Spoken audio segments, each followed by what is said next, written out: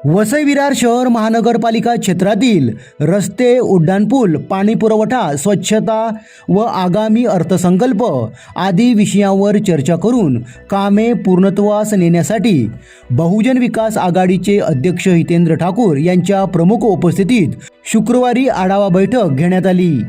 हितेंद्र ठाकूर यांची ही महापालिकेत सर्व अधिकाऱ्यांसोबत विकास कामाबाबतची पहिली बैठक होती। महापालिका क्षेत्रात सुरू असलेल्या आणि आगामी काळात करावयाच्या विविध विकास कामांचा सविस्तर आढावा घेण्यासाठी या विशेष बैठकीचे आयोजन करण्यात आलं होतं।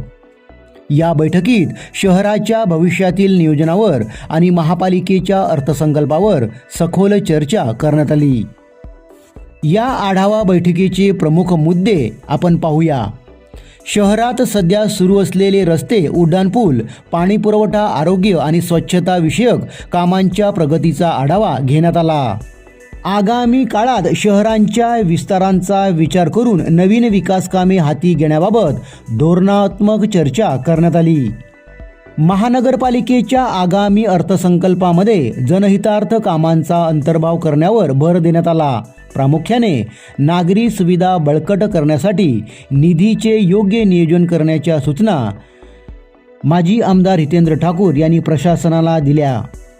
या बैठकीत बहुजन विकास आघाडीचे अध्यक्ष हितेंद्र ठाकूर यांनी प्रशासनाला कामाचा दर्जा राखण्याचे आणि कामे वेळेत पूर्ण करण्याचे निर्देश दिले। शहरांच्या सर्वांगीण विकासासाठी प्रशासन आणि लोकप्रतिनिधी यांनी समन्वयाने काम करणे आवश्यक असल्याचे मत यावेळी व्यक्त करण्यात आले। या विशेष बैठकीसाठी महापौर अजू पाटील, उपमहापौर मार्शल लोपिस, सभागृह नेते प्रफुल्ल साने, स्थायी समिती सभापती प्रवीण शेट्टी, नगरसेवक, महानगरपालिकेचे आयुक्त मनोजकुमार सूर्यवंशी यांच्यासह अतिरिक्त आयुक्त, उपायुक्त व सर्व विभागाचे अधिकारी उपस्थित होते।